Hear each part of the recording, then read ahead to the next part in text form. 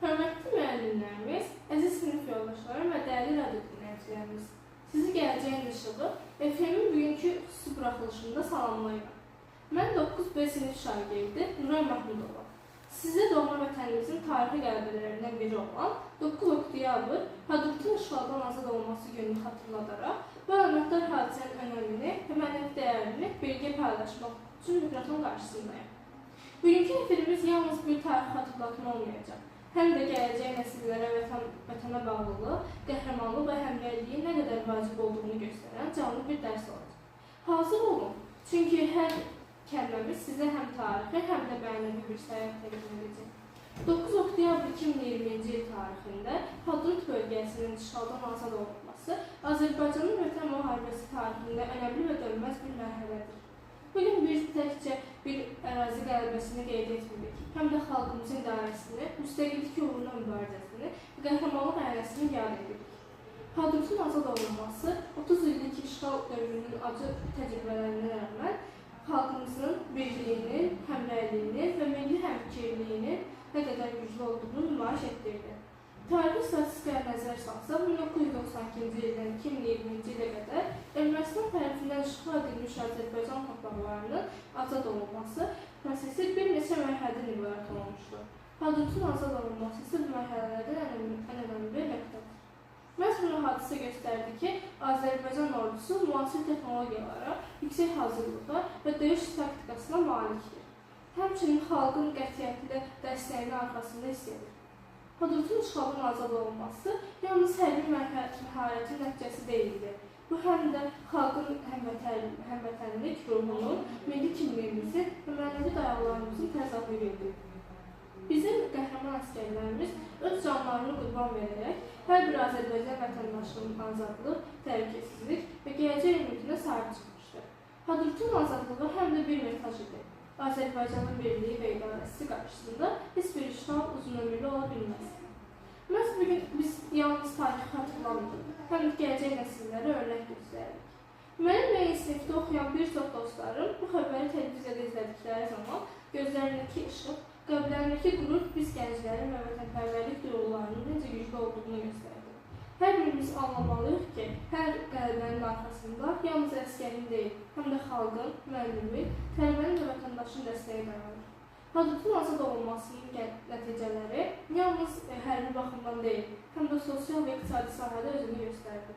Bu bölgədə infrastrukturun bərpası, məktəblərin və uşaq bağçalarının yenidən qurulması, həyatın normallaşması, gənc nəslin vətənpərvərlik ruhunda tərbiyə kimi məsələlər ön plana çıxdı. Statistik məlumatlara görə azad edilmiş bölgələrdə 2020-ci ildən başlayaraq 80%-dən çox sosial obyekt yenidən fəaliyyətə başlayıb. Vətəndaşların təhlükəsizlik və normal həyat şəraitində qovuşması təmin olunub. Hadrutun azad olunması həm də beynəlxalq arenada Azərbaycanın haqq işinin tanınmasına xidmət etdi. Dünyaya göstərildi ki, Azərbaycan öz torpaqlarını azad etmək qətiyyətlidir və bu qətiyyət xalqın milli idarəsi ilə birləşdikdə qarşısı alınmaz olur. Hadrut həm tarixi, həm də mənəvi bir simvol kimi yaddaşlarımızda yaşayır. Gələcək nəsillərə bir məktub kimi ötürülür, azadlıq, qürur və birliyi nəticəsidir. Mən burada kiçik bir hekayə paylaşmaq istəyirəm. Hadrut uğruna gedən döyüşlər zamanı bir əsgərimiz səhər saatlarında yanan bir həmkarının əlindən tutub xilas etmişdir. Bu hadisə göstərir ki, qəhrəmanlıq yalnız silah gücündə deyil, həm də insanlıq, həmrəylik və vicdan gücündədir. Hər birimiz öz həyatımızda belə prinsipləri yaşatmalı, cəmiyyətimizə və məktəbimizdə bir-birimizə dəstək olmalıyıq. Tarixi hadisələrin bir digər önəmli tərəfi də psixoloji təsirdir. Hadrutun azad olunması xalqımıza və həm milli qürur hissi, həm də gələcəyə olan inam verir. Uşaqlar, yeniyetmələr və gənclər bu qələbədən ilham alaraq daha böyük məqsədlər üçün çalışmaq, öyrənmək və cəmiyyət üçün faydalı olmaq istəyirlər. Araşdırmalar göstərir ki, müstəqillik və torpaq uğrunda qazanmış qələbələr gənclərin vətənpərvərlik motivasiyasını 65%-ə qədər artırır. Mənəvi bir zənginlikdir və biz onu qorumaqla da daha güclü gələcək qura bilərik.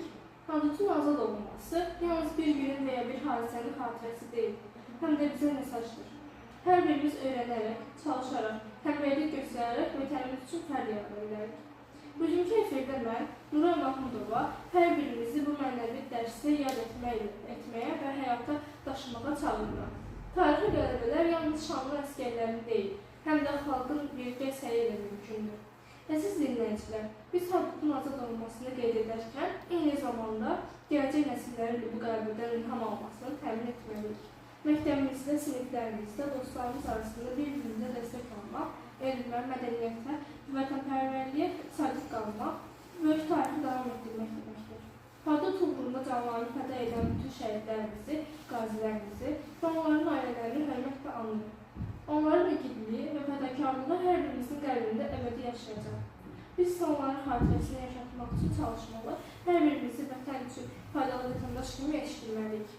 Həmçinin bugünkü efirdə Hadrutun azad olması ilə bağlı bir neçə rəsmi məlumat və tarix fəktlərlə sizinlə paylaşmaq istəyirəm. Hadrut rayonu Ermənistan silahlı qüvvələrinin işğalı altında 1992-ci ildən 2020-ci ilə qədər olmuşdur. 27 sentyabr 2020-ci il tarixində başlayan Vətən müharibəsi nəticəsində Azərbaycan silahlı qüvvələrinin keçirdiyi uğurlu əməliyyatlar sayəsində Hadrut 9 oktyabr 2020-ci il tarixində tamamilə azad edilmişdir. Bu həm hərbi, həm də strateji baxımdan vacib bir uğur olaraq tarixi yerini almışdır. Hadrutun azad edilməsi həm də bölgənin iqtisadi inkişafına yeni üfüqlər açdı. Azad edilmiş ərazilərdə kənd təsərrüfatı, turizm və digər iqtisadi fəaliyyətlərin bərpası ilə əlaqədar ciddi bir işlər aparılmışdır. Bu isə yerli əhalinin həyat səviyyəsini yüksəltməklə yanaşı, bölgənin sosial və iqtisadi inkişafına təkan verdi. Vətənin azadlığı və ərazi bütövlüyünün qorunması uğrunda mübarizə təkcə hər meydanda deyil, həm də təhsil, elm və mədəniyyət sahəsində davam edir. Gəlin nəsil vətənpərvərlik ruhunun böyüməsi, milli dəyərlərə sadiq qalması, Hadrut uğrunda verilən qurbanların əhəmiyyətini artırır. Məktəblərdə təşkil edilən tədbirlər, seminarlar, vətənpərvərlik dərsləri, radar proqramları, eləcə də müstəqil layihələr gənclərin milli və mənəvi dəyərlərə bağlılığını gücləndirir. Əziz dinləyicilər, bugünkü efirimizi yekunlaşdırarkən bir də xatırlatmaq istəyirəm ki, 9 oktyabr Hadrutun azad olması günü yalnız tarixi bir qələbə deyil, həm də gələcək üçün ilham mənbəyidir. Qəhrəmanlarımızın igidliyi, xalqımızın birliyi və milli həmrəyliyi bizə göstərir ki, hər birimiz öz sahəmizdə çalışaraq vətənimizin güclü və inkişaf etmiş gələcəyi təmin edə bilərik. Mən Nuray Mahmudova, Gələcək İşığı FM-in dinləyicilərinə təşəkkür edirəm. Bugünkü çıxışımızın hər birimizin qəlbində və düşüncəsində bir iz buraxmasını, həm də tarixi, həm də mənəvi dərs kimi qalmasını arzu edirəm. Hadrut uğrunda canlarını fəda edən qəhrəmanlarımızda xatirəsi əbədidir. Biz onların ruhunu yaşatmaq üçün əlimizdən gələni etməliyik. Sizə əminəm ki, birlik, qətiyyət və həmrəylik ilə hər bir çətinlik nöqtəsinə gələcəkdir. Bugünkü efirimiz burada sanacaq. Gələcək Işığı FM-ilə yenidən görüşmək ümidi ilə. Hər birinizi dərin hörmət və sevgilərlə sağollaşır, vətənimiz üçün daim fəxr hissi ilə dolu olmağınızı arzulayırım.